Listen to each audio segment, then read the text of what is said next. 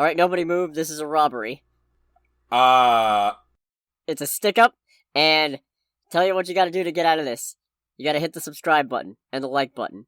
that is a method. Unless you've already hit those, in which case, don't do it again. That undoes the like and subscribe. If you've already done that, congratulations, you're free to go. Here's the bill for your cheeseburger and fries. $9.95. $9.95. Gratuity is included. Welcome to Under the Bridge, everyone. Yeah, welcome. I'm Cody, aka the Scarlet Troll. And I am Greg, aka Greg. And it has been a week of trailers. Indeed. Actually, a lot of freaking trailers. So many trailers. But before we get into the trailers, let's talk about some other stuff. Yes, indeed. We got a DLC roadmap for Sonic Frontiers. This is the Sonic game that didn't actually have a release date until extremely late, right? Yeah, the one that just came out. Oh, okay, cool. Well, that is the roadmap good?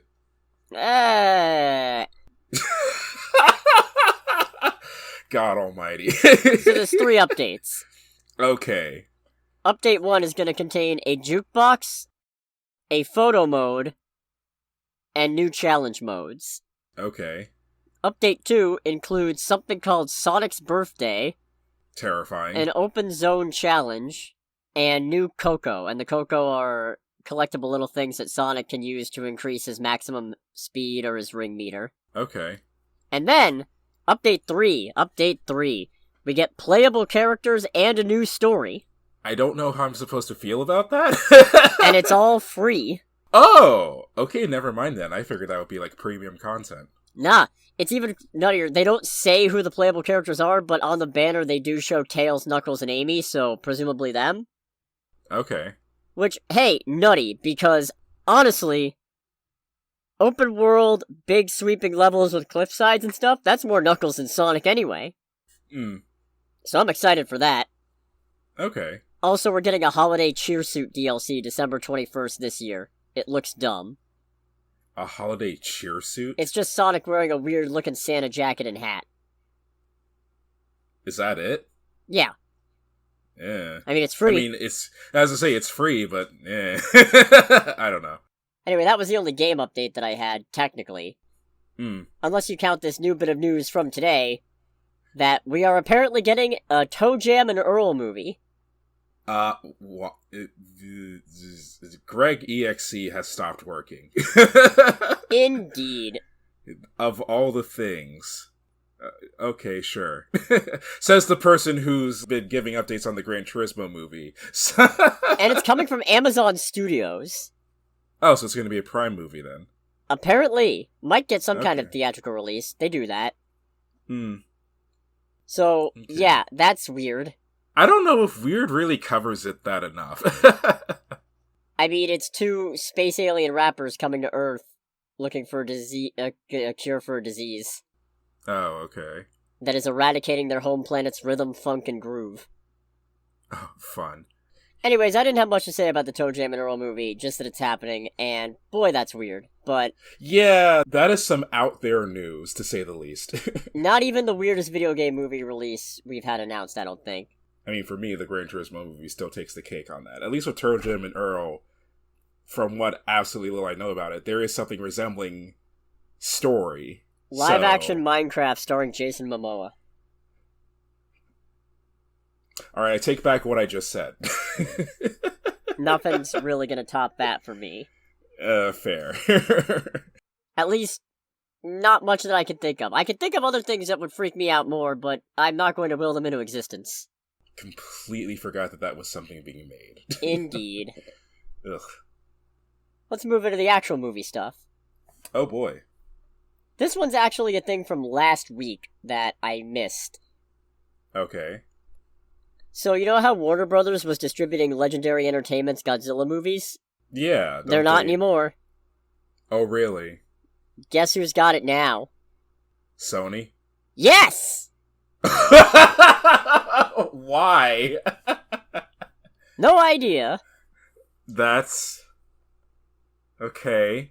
I was gonna guess Microsoft, but it's like, no, he said, like, Warner Brothers, and not Sony, so none of those jokes.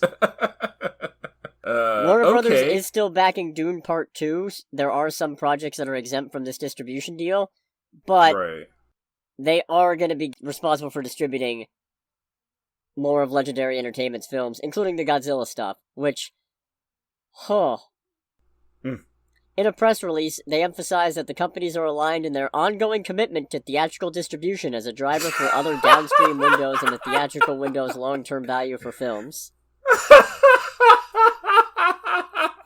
I'm sorry, I am laughing genuinely because it's like both studios is like, we have a dedication towards theatrical releases. It's like, it's fucking Warner Brothers, shut the hell up. That's why they're leaving Warner Brothers, because Warner Brothers pulled that stupid shit in 2020.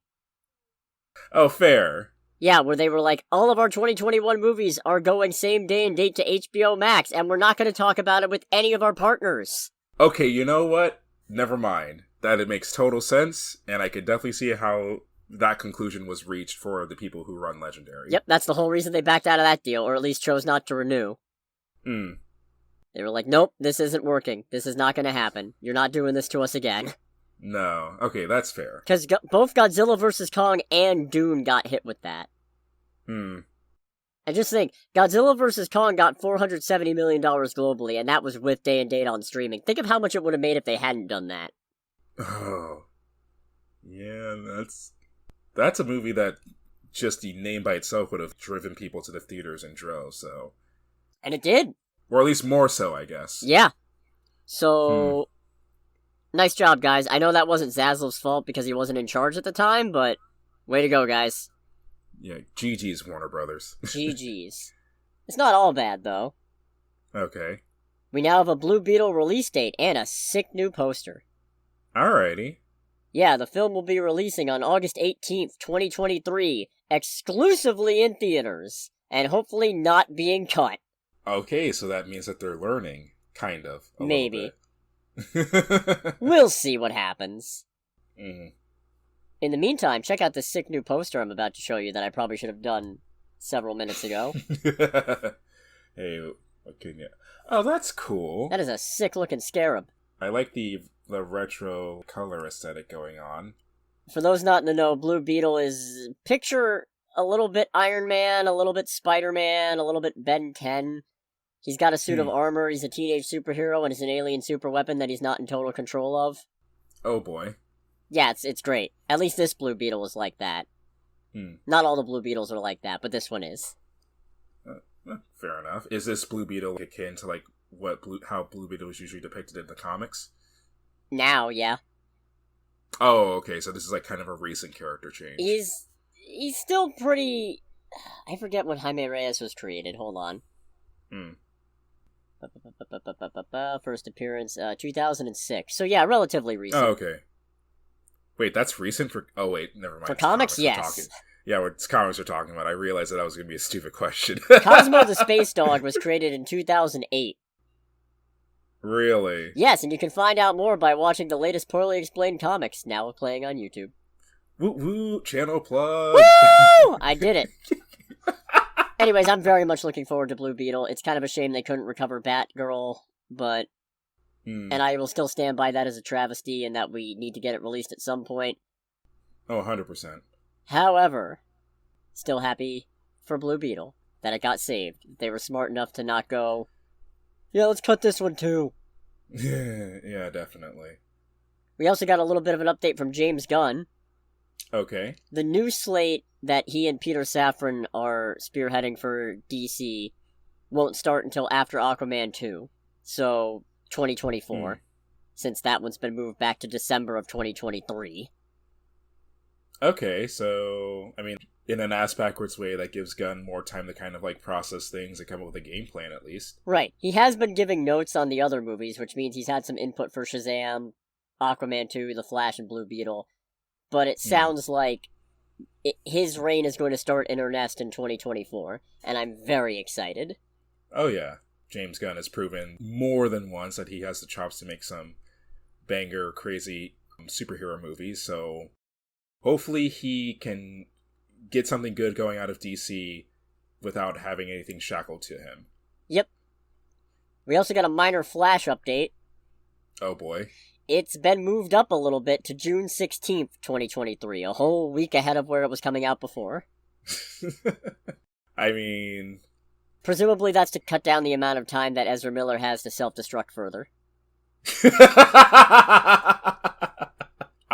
Part of me, because of how... It's definitely a good thing, but because of how little I've heard in regards to Ezra Miller and the Flash movie and all that, I kind of figured DC and all of them were trying to figure out what to do so that they don't have the possibility of, like, messing up any more press for the movie. A lot can happen in 1 week when you're the fastest criminal alive. Fair. Boy, howdy. Oh, but then it goes back to being worse for them. Alrighty. The state of Ohio is taking the lead in a $25.5 million lawsuit against Warner Brothers Discovery. Really? Yep. That's... extreme? Ohio Attorney General Dave Yost has filed a motion for funds from his state to be named lead plaintiffs in a securities class action lawsuit alleging Warner Brothers Discovery deliberately misled investors and caused $25.5 million in losses for the Ohio Public Employees Retirement System and the State Teachers Retirement System of Ohio. I am extremely curious to know the connection between those organizations. Presumably that's where some of the money came out of. Oh, okay. The suit alleges that Warner Brothers Discovery President and CEO David Zaslav and Chief Financial Officer Gunnar Weidenfels either knew or had access to adverse financial information about Warner Media but did not disclose it as required by law prior to the closing of the merger. Oh, so what, some insider trading type of deal? More like lying. That works. Lying works. Less except using it doesn't. insider information to enrich yourself by taking advantage of an opportunity you might not know about or might not have information of, and more just making yourself out to be more impressive than you are. I mean, that works. I kind of figured with all the stuff that was going on during, like, the changeover and whatnot, it's like, okay, there's, like, a lawsuit somewhere here waiting to happen. Like, no ifs, ands, or buts about it. Yeah. We'll see how that goes. Mm. Prepare for DC to get sold. It wouldn't surprise me if all of Warner Brothers gets sold, honestly. It wouldn't, but to a certain degree it would kind of be a shame. Just because of all the nonsense they've had to deal with so far just this year. Yeah, can you imagine? Especially, like, who's gonna take them? Yeah, like, at that point, Warner Brothers and DC, at least by proxy, are definitely damaged goods at that point. Oh, they have been. Mm-hmm. For a while now. Fair. That wraps up the news. Let's get into the probably biggest section of today's podcast, whenever you're listening to this podcast. Mm-hmm. Trailer time! Trailer time, and oh boy, were there a bunch of them. Someday I'm going to make a parody of Terror Time for Trailer Time. Okay. Someday I will do it. You'll see. Mm. What do you want to start with? I guess the one that I actually have the hardest time taking seriously, which is the mean one. Oh, I was expecting Cocaine Bear, but okay. Nope, I mean, Cocaine Bear is only one spot ahead of the mean one, even though the Cocaine Bear is based on real events. Yeah, but... anyways, the mean one. I'm really upset I can't find any showtimes for this. Oh my god. So we saw this as one of the trailers in front of the subject of, like, tonight's review, which is Violent Night. And halfway through the trailer, I just started laughing like crazy. I was not expecting that reaction either. No, because I just could not take it seriously. My brain just went, this is some stupid shit. Oh no, it's terrible. It's a horror parody of the Grinch, and I'm pretty sure that they don't actually have the rights to call him the Grinch. No. They keep cutting away. They keep saying, like, he's a mean one, that mister, and then they'll just cut away. And it's just, it's shot like they're trying to give you an epileptic seizure. For me, what finally broke me in that trailer was, if I remember correctly, there was just, like, this whole extended bit of them talking about how dangerous the Grinch is and whatnot, and how much damage he's caused. And then, as they're talking about it, it just cuts to a scene of him with an evil smile with, like, bright eyes, dressed in the whole Santa disguise from the original Dr. Seuss thing. And I was just like, brain was just like, nah. Nah, we're done. I feel like the real point where you lost it was when they showed Cindy You Know Who, haha, gearing up with guns. Yeah, that didn't help. That was the point where I just thought, oh god, Greg is actually losing his mind. It's Dr. Seuss with shotguns. I want to see this so bad. I'm going to be very disappointed if I don't have the opportunity to see this. I don't care if I'm going by myself. It's a 93-minute movie. Who cares? It's 93 minutes? Yeah. Huh. This is one of those ones where I feel like, if I'm being completely honest, I don't want to see it, but I also feel like I'd be missing out on something if I didn't see it at the same time. Yeah, exactly. It's so stupid. It's not about this movie looks good. It's not even about this movie looks entertaining. It's that can I really live with myself if I say that a movie called The Mean One exists and it's a horror parody of the Grinch and I have not borne witness to this? And the answer is no. No, I cannot. Yeah, for me it would be a case of I just gotta see how terrible it is, even though I really don't want to. Exactly. Ugh. Except I actually want to see it.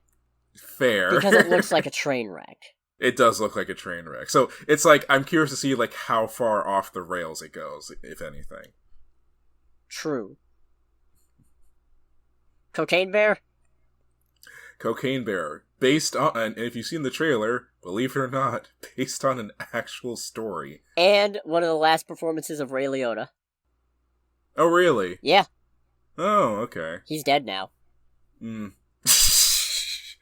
I could take, the only reason I take this one slightly more seriously, because it's like, no, obviously this movie is going full on the embellishment side. It's like, no, this is actually something that happened. I don't remember all the details, but from what I do recall, it basically boiled down to some guys were running drugs, they fucked it up somewhere, a bear got a hold of it, and ate all of their cocaine, and hilarity, and I believe death ensued. Yeah, you don't want to mess with a bear that's high on cocaine. I feel like the cutoff is you just don't want to mess with a bear that's high. Or rather, you don't just don't mess with a bear. Don't mess with a bear, or don't mess with. Just run. Or don't run, actually, they're faster than people. Apparently the bear has been nicknamed Pablo Escobar. I believe in the real story, well, I don't know if the bear ever got a nickname in real life, but no, Pablo Escobar. That's the Wikipedia article for the bear itself. Nice. Says the cocaine bear, also known as Pablo Escobar. Pablo Escobar redirects here for the drug lord. See Pablo Escobar. That's absolutely amazing. This movie also features renowned character actress Margot Martindale. Okay. Watch more BoJack. I do need to watch more BoJack. But no, this looks like a great time. A horrendously violent, terrifying time, but also a great time. I forget, was this a Red Band trailer? I don't know. Okay, because I could have sworn there were definitely bits in the trailer where we see, like, people's cut off limbs. Like, I'm pretty sure there's a portion where we see, like, someone's, like, chopped off foot. And I'm like, I don't think I've ever seen anything like that in a non, Red Band trailer. You know what? I think it would have to be the Red Band trailer because there were 2 fucks in it. Okay. I think. All right. I don't think you can get away with fucks in a trailer, non-Red Band trailer. Yeah. Okay, then never mind. Yeah, because there was definitely a point where it's just like, I'm surprised this is in a trailer for a movie. I want to see how that ambulance scene shakes out. Oh, same. Very much just so. Jumping at the ambulance. This is another one where I'm not going to say I don't want to see it, but it's definitely much in the same category of I feel like I'd be missing out if I didn't see it. If this movie isn't the highest grossing of its weekend that it comes out, there's got to be a real heavy hitter coming. Oh yes, this is a stoner movie through and through. In fact, you know what? Let me double check real quick because February 24th, 2023. Let's see. This is gonna be a really fun February. First quarter. This is gonna be an interesting first quarter. You're right. We got Mathregan. We got House Party. We got Mathregan. We got Cocaine Bear. We got the one-day release of Winnie the Pooh, Blood and Honey. We got Ant-Man. God, this first quarter next year is gonna be busy. Okay, yeah. The only other things coming out this weekend, as far as I can tell, are a limited release of a movie called God's Time. An electric odyssey through New York City as two best friends race to stop the woman they're both in love with from committing murder. Okay, that sounds pretty interesting. Shame it sounds limited. Yeah. And Jesus Revolution tells the story of a young Greg Laurie being raised by his struggling mother, Charlene, in the 1970s. Laurie and a sea of young people descend... Oh, right, the one with... Is this the one with Kelsey Grammer? Yes, it is. This one. Yeah. Yeah, okay, that one's interesting, but I'd rather see Cocaine Bear. Yeah, same. Alright, so that locks that in. This is gonna be a fun time. Oh, man. Shall we move to Mafia, Mama? Morbid curiosity describes this trailer for me. If it didn't have Toni Collette, I would not care. Oh, yeah. Yeah, I can agree to that. So I guess her grandfather died and he was a mob boss, and his will says that he wants her to take over the business and she doesn't want to, but is also trying to settle things peacefully, so makes muffins for everybody during an actual sit-down with other gangs, which... What? So, with movies like these, I feel like it's kind of obvious that, to me at least, that what's going to happen at some point is that there is going to be a moment where she just breaks and actually descends down, like, full-on mob boss, and I am definitely curious to see what the catalyst is for that. You never know, it might be that her methods work, because I think this is a comedy? I mean, it's definitely... Based on what the trailer showed, comedy is definitely one of the things it's going for. I have been almost killed twice in 2 days. That's once per day. It's like, yes, we can count too. Remind me, was this the movie that started with you have to, like, masturbate to get to your dreams or something like that? You masturbated this into existence? Yes. This is that one, this right? Is that okay. One. All right. It all kind of bleeds together after a while, doesn't it? Yes, it does. With all the absurdity. There's a lot of absurd trailers this week as well. Indeed. I'm looking forward to this one. Apparently it's just a limited release in April. Hopefully it gets to us. Well, here's to hoping. Yeah. We got another trailer for the Super Mario Brothers movie. So, I feel kind of proud in a sense watching this movie, because even though I haven't touched any of the Mario games for any extended period of time, I did pick up on, I guess, a fair number of the game references. I was like, oh, I recognize that, and that, and that. And It's like, I know things. This is satisfying. Chris Pratt's voice still sucks. I hate it so much. It's the one thing about this that really bugs me. There's another one that I'm not crazy about now after I talked it over with another friend of mine, but I still think they could fix it, potentially. But Chris Pratt, no. And it's not even that I hate that Chris Pratt is in it, although I'm not a huge fan of that. I just hate his performance, and there's no saving it at this point. Yeah, I am usually all for Chris Pratt things, like I enjoy him as an actor and whatnot, but his voice just isn't right in this. I feel like it's going to be one of those movies that ends up becoming just a cult classic later down the line, in large part because of Chris Pratt's not great voice in this. No, I think it's going to do decently well. It's just going to turn out Chris Pratt's the part that people dislike the most, but too late to change it now, so... Yeah. I keep watching the bit of him saying "Let's go," but dubbed in different languages.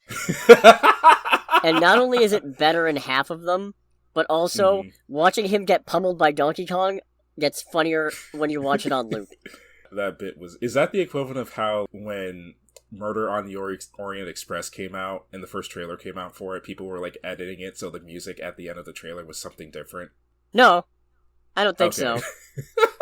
It's just, watch different dubs, but it just gets funnier watching this shit-eating grin on Donkey Kong's face while he just slaps the shit out of Mario. I kind of do like, with zero context of it all, of course, but I do like, based on what's shown in this trailer, that they're not going full on with the whole, like, Princess Peach being damsel in distress. Definitely like, oh, this is different. I kind of like this. Also, her being done with Mario's incompetence. It's been pointed out to me in a discussion that they may have overcorrected on trying to make her not a damsel in distress. Which... She doesn't necessarily feel like Peach because Peach is, on the whole, a relatively kind... If you contrast her with Daisy, for example, Peach in this movie acts more like Daisy. Right. And I'm willing to give them that maybe it's just because of Bowser's imminent threat and oncoming invasion, and you kind of have to step up a bit right, to avoid having her be Peach in the games, who just gets kidnapped and then sits there. Hmm. In the games where she's not playable, at least. But it is kind of unfortunate to note that most of the other characters feel like their characters, or like they could be their characters, and Peach feels more rounded off in a action girl protagonist.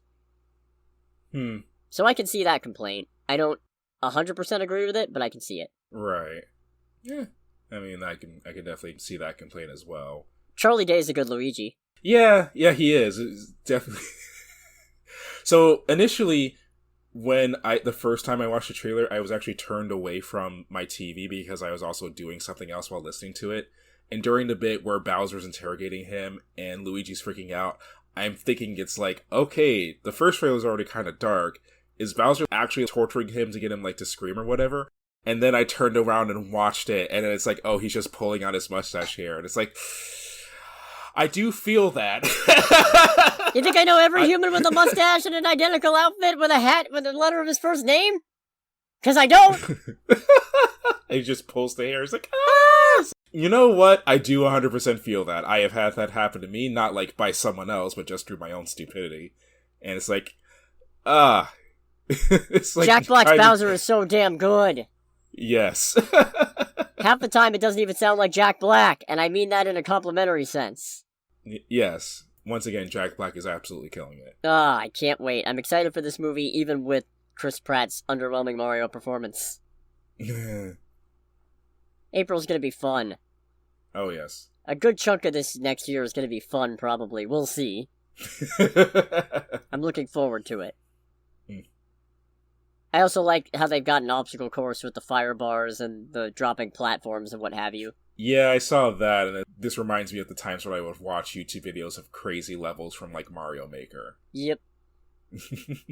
Transformers Rise of the Beasts? I feel like with each of the Transformers movies, I should always be more into them than I usually am, because cars and cool things and mechs and whatnot, but... It's really hard to get invested until we know where they're going with this. Yeah, okay, so massive Autobot World War? Neat, I guess, but... Like every movie? Yeah. What makes this one different besides animals? Talking Is that it? animals. They're not even talking animals, they're just robots that look like talking animals. God, nothing sinks the dramatic gravitas of ominous, chilling speech about how a threat's coming unlike anything you've ever seen before when it's coming from a giant robot gorilla. That's fair. I don't know, for me it's like, what things are different? Robot gorilla, Porsche 911 that can clone itself and doesn't kill its occupant when it does the whole like reverse transformation thing. No, it's not cloning, it's holograms or something. Or holograms. Even though that whole like reverse transformation thing was cool, I will definitely give the movie that. That was pretty sick.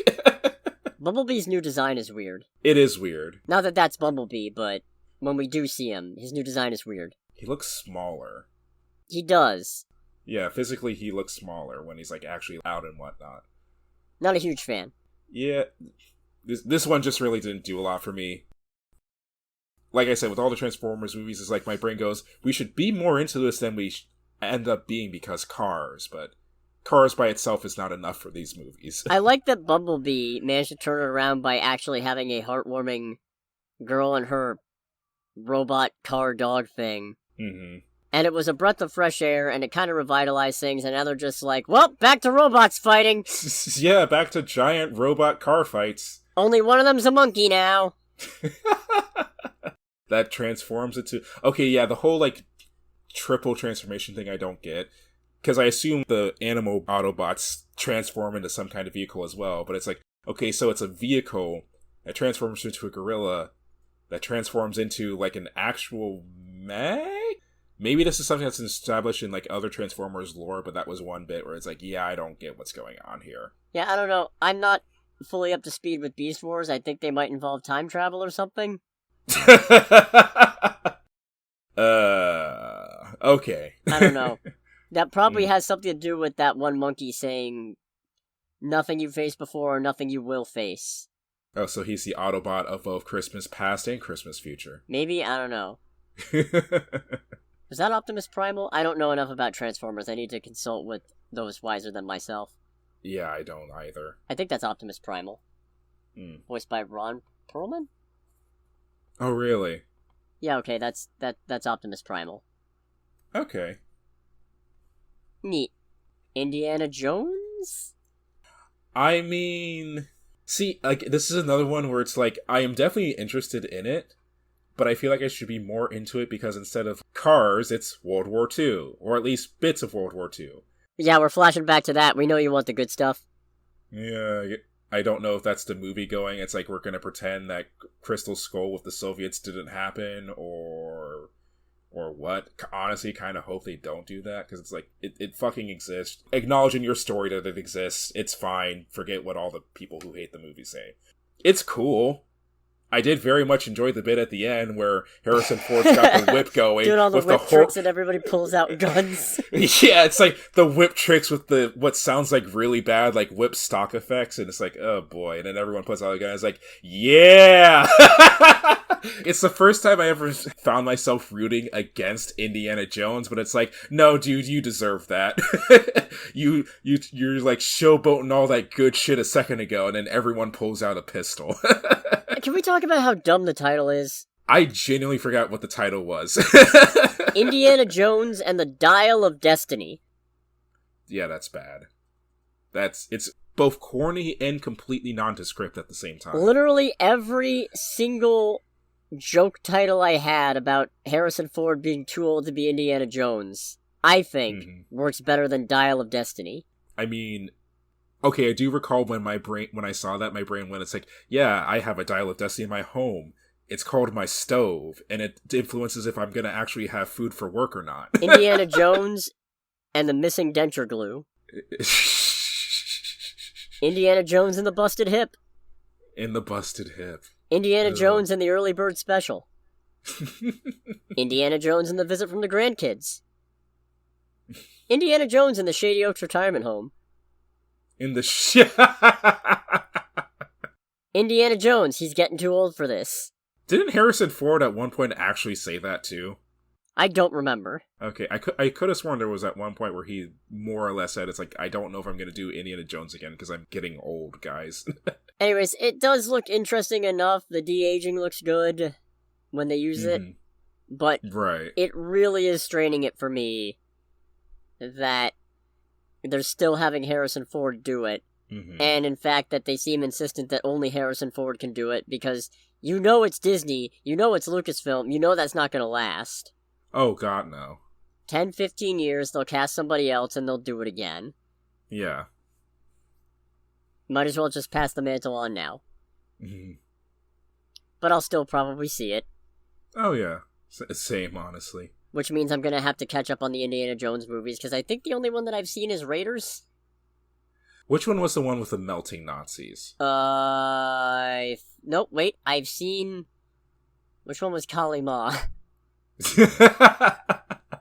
I think Melting Nazis was Raiders of the Lost Ark, and I've also seen... Yeah, whichever one had Kali Ma. Kali Ma? You know, where he rips the heart out going, Kali Ma! Hum Num Shabai, Hum Num Shabai, Hum Num Shabai. That one. Okay. No, I think Raiders of the Lost Ark is the only one I remember because of that, and also because of the whole ad-lib scene of, like, a guy trying to go for a sword fight and Harrison Ford just shooting at him instead. Because he really had to take a shit? Yeah, he's just like, I gotta be done with this. And it's like, I love bits like that where it's just so absurd. The people who are making the movie is like, you know what, we're gonna keep that. Indiana Jones in the movie marathon? Ooh, I don't know if I have that much time on my hands. Fair. Which just leaves Guardians of the Galaxy Volume 3. So I did actually have to rewatch this a couple times, because the first time I watched it was like, okay, you know, definitely a darker tone and whatnot, but I really wasn't picking up on anything special. And then I had to rewatch it 2 more times, because the second time I was like, oh, there's actually a few death flags going on. And then I watched it a third time, and it's like, okay, no, there's actually death flags with everybody. And for me, in all honesty, it kind of takes away from that a little bit for me, because it's like, all right, they're not going to pull I would be surprised if they pulled like another Infinity War and just straight up killed everyone. Well, more or less, effectively everyone except for Peter. Oh, I think Peter, if anybody dies, Peter's one of the ones who's up near the top of the list. Honestly, yeah, that was kind of a thought I had too. Because it's like, okay, if everyone else dies besides Peter, then that's some bullshit. Here's what I'm thinking. And bear in mind, I'm bad at predicting deaths. You need to look no further than my endgame prediction list to realize that. Right. But, here's what I'm thinking. Mm-hmm. Rocket. Safe. Too many death flags. It's too obvious. They're leaning too heavily on Rocket's going to die for Rocket to die. Also, because Rocket is an entirely CGI creation with a voice actor, he's one of the easiest characters to keep going in perpetuity, because you can recast the voice actor more easily than you can recast an in-person actor and expect the audience to roll with it. He's safe. Might retire, but he's safe. Groot. You already killed Groot once. No sense doing it again. Once more. Vin Diesel. Only there as the voice actor. Very easily replaced. Groot's probably safe. Drax is dead. I am thinking that Drax is dead. Gamora. Already killed her. Probably safe. Maybe we'll move on and not be part of the Guardians. Or maybe she'll help take over the new iteration once half the rest of them die. Right. Adam Warlock's probably going to end up joining at some point. Quill. Might be about time to kill him. If you want to blow open Cosmic Marvel, you need more humans. And the easiest way to keep Quill from being the only human is to A, introduce more, and B, also kill him. Alright, so the Boruto effect. Probably. I don't know, I've never seen it. Okay, I've seen like one episode. You're good. Wasn't a fan. Then again, I wasn't a fan of Naruto. Yeah. Mantis, probably alive. No sense killing her at this point. Nebula. That one's hard. Yeah, Nebula could go either way, which is unfortunate because it's only been more recently where it's like, okay, I fully enjoy you being here, so I kind of hope you don't die, but I could see you getting killed anyway. But irrespective of who dies, somebody gonna die. This is a sad trailer. It is a sad trailer. That music hits hard. Like, I'd never heard that song before, and then I listened to it, and it's not that somber, so they did a good job remixing it. It's In the Meantime by Space Hog, if anybody who is likewise unfamiliar wants to check it out. Yeah, after I rewatched it a couple more times, I was like, okay, this is kind of sad. Honestly, when you first mentioned it was sad, I thought you were referencing, like, the bit at the end. Where Josh was like, why don't we just kill a guy that, like, nobody cares about and nobody loves? I was like, I'm gonna kill anyone who gets in our way! No, we're not gonna kill anyone. Kill a few people. Kill no people. Kill one person. One miserable, lonely person who no one loves. Now you're just making it sad. Yeah, I thought you were referencing that at the end. Nah. We got Lila the Otter. I don't know what the appropriate reaction to Lila the Otter is. Weird. Fair. We got the High Evolutionary and apparently Counter-Earth full of half-animal Earth people. Is that what that is? Yeah. Okay, yeah, I was just like, again, not reading the comics or whatnot, I'm just like, okay, what actually is this? So, what the fuck is going on? I kind of want to save the High Evolutionary for an episode, but what the hell, I'll go into it a little bit here. He does a lot of weird experiments. Is the Counter-Earth one of them? Yes. Oh boy. Indeed it is. He's also responsible for, I think, now giving Scarlet Witch and Quicksilver their powers, now that they're not mutants anymore, because they did that retcon back when they didn't have the rights to mutants and they were trying to be petty. He's also responsible for creating Bova, the half-cow midwife who helped deliver the twins when they were babies. Was that something in WandaVision that I just, like, completely blotted out? No, never came up. Oh, okay. That's comics exclusive. Okay, I just wanted to make sure. It's like, please tell me this wasn't something that was actually introduced that I have no recollection of. No. Because I would feel like I would remember something as ridiculous as that. Yeah, I'm super looking forward to this.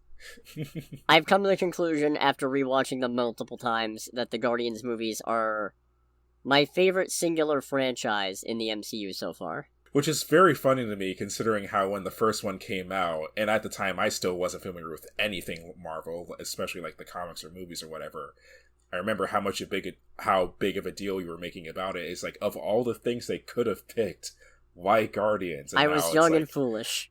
Well, I don't think you were saying it in a negative fashion. You were saying it out of, like, pure shock more than anything else. Fair. They also, they have their uniforms now!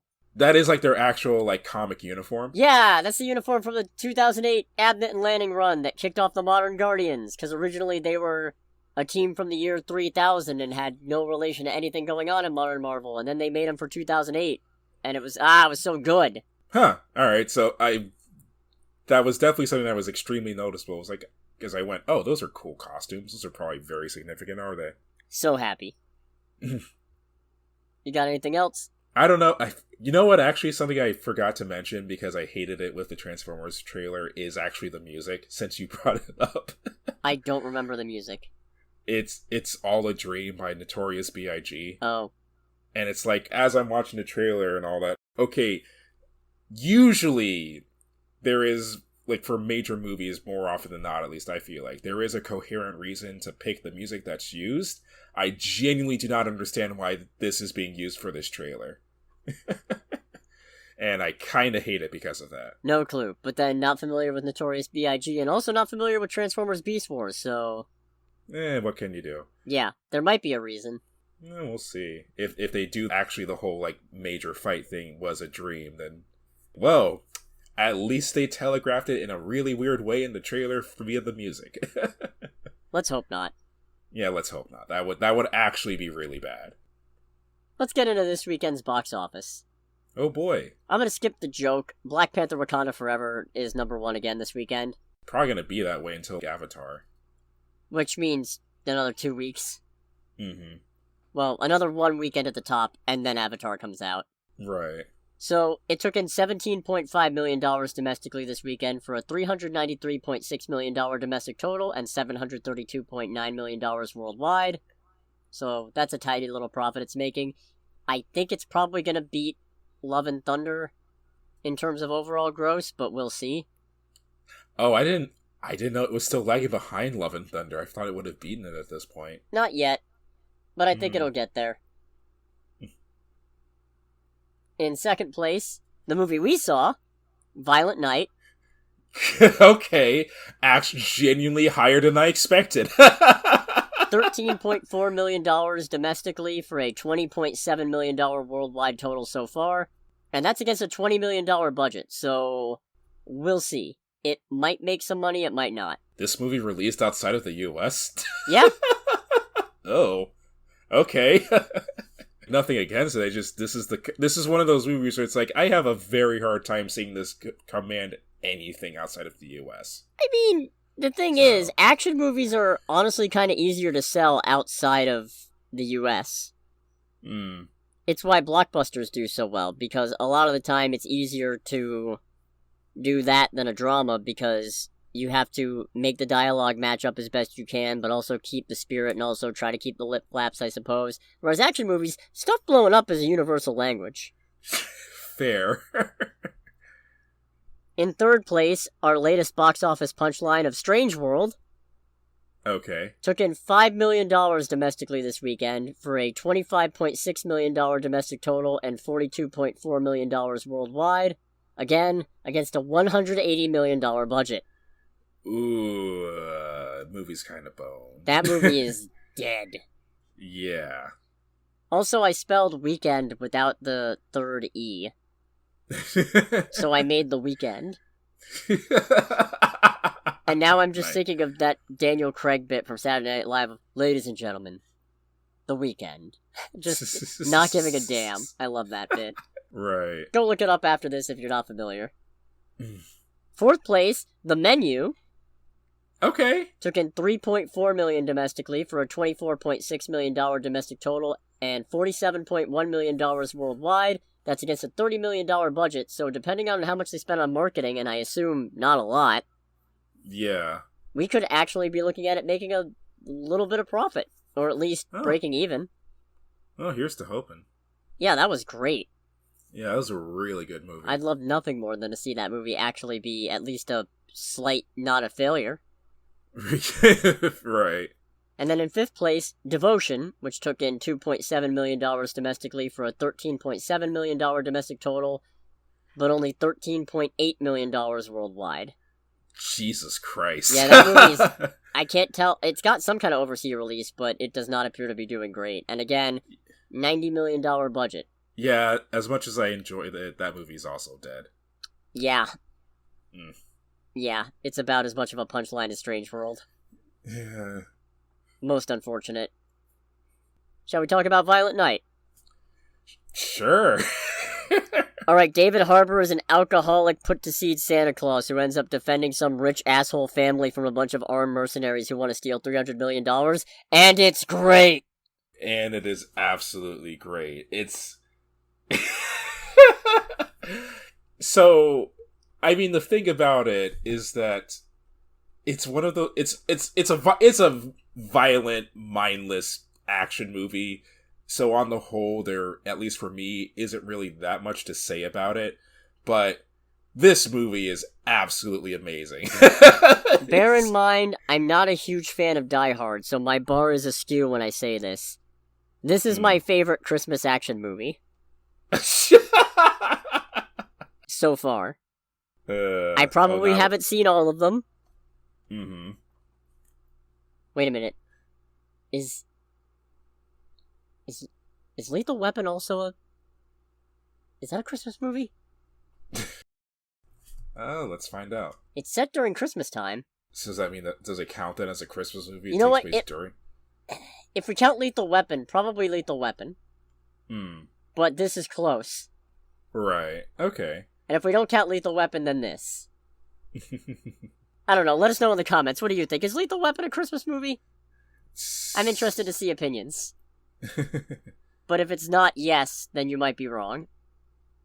Okay, fair enough. Engagement. I don't care. I just want it. Also, John Leguizamo is leading up the mercenaries, and it's great. Oh, he is so great. Oh, God. So, first and foremost, this movie, straight up, just takes the award for gnarliest kills of the year. Some of the deaths in this movie are just insane and extremely creative. I'm not going to spoil it, even when we get into... Honestly, I don't even know if we want to do a spoiler section. Yeah, I don't... God, yeah, there's... You can't really do a spoiler section because, I don't know, I feel like if you see the movie, you can kind of see how things are going to go from a mile away. Oh, it's not subtle. No, not in the slightest. But there's the second to last kill in the movie and everything that surrounds it amazing. was just amazing and genuinely hilarious, even though it was incredibly uncomfortable to watch and extremely creative. It was one of those things where seeing it play out, I was like, alright, someone had a really good time like sketching this and putting this whole like final bit together. Yeah, movie's good time. For the most part, everyone in it is an asshole. It is an asshole, but as far as their performances go, I feel like everyone does a pretty bang up job. Shout out to Bertrude. Shout out to Gertrude. No, Bertrude. Oh, Bertrude. Yeah, shout out to Bertrude. Aw, fuck you people! That is... Not only does this movie have some of the best deaths of the year, it's got some of the most relatable people. They're all assholes, but some of the dialogue is just... Oh, it's perfect. Yeah. I keep on laughing because I keep on thinking about that scene where John Leguizamo just goes, "Oh, fuck you people." I'm like, I can't disagree with him. I feel his anger. No, it's just, yeah, way to take all the fun out of being mad. Thanks. We're not going to tell you the context because it's amazing. But it's so good. It's hard to determine what's a spoiler and what's not. But yeah, no. Just know that there's a scene where John Leguizamo, I completely butchered his name in my laughing, and I apologize. There's a scene where he just completely loses it, and then what follows immediately afterwards is some of the funniest shit ever, because it's like, it's kind of a bit of a get fucked Lord Farquaad type of deal. It is. I mean, so the action is good. It's kind of you know where the movie is going. There's no real big surprises in it. Mm-hmm. I don't know how I feel about making the family a bunch of rich assholes. I mean, it's one of those things where I don't think it hurt the movie or did anything for it. Classism is definitely like, because there is a couple topics that do get touched on, and with the family and everything, that's like the center of the movie. Classism is definitely part of it. So it's one of those things where it's like, okay, if that's one of the angles we're going for, then yeah, the whole rich dickhead family does make sense. Yeah. I don't know. It's one of those things where I don't think it hurt the movie, but I don't think it helped it either. So it's a case of, if the movie actually had something to say, I would hate it. But because the movie doesn't really actually have anything to say, it's fine. Yeah. This isn't a movie that's trying to make any broader points, even a little bit. It's just here so you can watch David Harbour as Santa Claus fuck people up. Yeah. And boy does he fuck people up. Oh god, he's just great in this. He does an absolutely like bang up performance in this whole thing. I'm very pleasantly surprised by his motivations. Yeah, same. Because the way the trailers present the movie and why he gets involved isn't really what you'd think. Mm-hmm. So I like this portrayal of Santa because I figured he'd be alcoholic, world-weary, but still badass and in control, and for the most part he is, but they're also not afraid to have him completely fuck up. I don't know. Especially at the start. I felt like for a lot of it, he really wasn't in control. Nah. Like, he was very much good at taking the situation and moving things around to his general advantage, but for a lot of the fights he entered, he very much was on the back foot, and it showed. It was a very pleasant surprise from what I was expecting, in a movie that was already, in and of itself, a very pleasant surprise. Yeah. This was one of those ones where, I know we talked about it, but when this came up, I think we both were like, okay, what crazy-ass, like, person actually pitched this movie? Like, who thought of this madness? Apparently Pat Casey and Josh Miller. Oh, hats off to you, gentlemen. This was pretty great. Very true. I don't know. I don't really have anything else to add to it without spoiling things, but at the same time, because of how much the movie telegraphs things, I don't think there's really a need to like have a spoiler section. It's so hard because it's one of those things where I want to gush about this movie, but I don't want to give things away because just watch it. Yeah, just watch it. Just straight up, just watch it. Especially because it's presumably just a singular release. There's no sequels. There's no broader universe coming up. So there's no need to engage in discussion of what this means for the future or going forward. It's just a good, fun, dumb, stupid, glorious, bloody action movie. Yeah. Go watch it. It's great. It's great. You will have a good time unless you're very squeamish. Oh, in that case, no. Yeah, like, if you're squeamish, you will not have a good time. I can definitely promise you that much. Especially not... well, for me, it's like the Home Alone scenes. Yeah, no, those were difficult. And if you're listening to this and confused why I said Home Alone scenes... They bring it up. They do bring it up. It's a direct comparison, and I should hate that. But the movie makes no bones about the fact that it is basically... Die Hard, John Wick, Home Alone with Santa. Yeah. Go watch it. It's great. Yeah, just go watch it, people. There are worse movies to give like your $12 to $14 to. I might go see this again the week Avatar comes out. I might just go watch Violent Night again instead of Avatar because boy howdy, the art theater lost its shit. Mm-hmm. Oh yeah, at key points. I've got to mention that as well. Like, there were definitely a lot more people in our theater than I expected for this movie. This is one of the most crowded showings I've seen in a bit. Yeah, and this was also one of the few times where having that so many people actually made the experience even better. Because when everyone laughed, it was like, yeah, I can follow that. It was so good. Mm. Yeah, I think we just cut it there. Go watch Violent Night. It's totally worth it. Unless you're squeamish. Watch Violent Night. It is 100% worth it. Next week, we'll see. I'm having a really hard time finding showtimes for anything except Father Stew Reborn, and let me tell you, not on your life. I don't even know what that is. Some religious movie about a boxer who finds God or something. So that's a no. That's a big no. That's a big no for. That's a negatory big bird. If I can find showtimes for the mean one, I'll go see the mean one. And if I can't find showtimes for the mean one, I guess I'll watch Christmas Bloody Christmas. Oh, that's right, the Robot Santa movie. Oh. That one's coming out on Shudder, so I can watch that one even if. Right. If you end up going for that, let me know. I might join you. Ooh, okay. Yeah, I probably will end up doing that at some point, in which case feel free to swing by the house while I'm watching it. Alrighty. In any case, thanks so much for listening, everybody. Make sure to like, comment, subscribe, if you haven't already, from that robbery that I did, which wasn't really a robbery because I didn't take anything. If anything, I just demanded certain actions. So, I guess less of a robbery. Would it still count as a stick-up? I mean, I didn't actually use a weapon because I have nothing in my hands because I'm just recording this digitally. Verbal embezzlement? No. You know what? I'm going to call it verbal embezzlement. Okay. It doesn't fit, but I like the sound of it. Fair enough. In any case, this has been Under the Bridge with Cody, aka the Scarlet Troll. And Greg, aka Greg. And we'll catch you guys next time. Bye-bye, everybody. Bye-bye.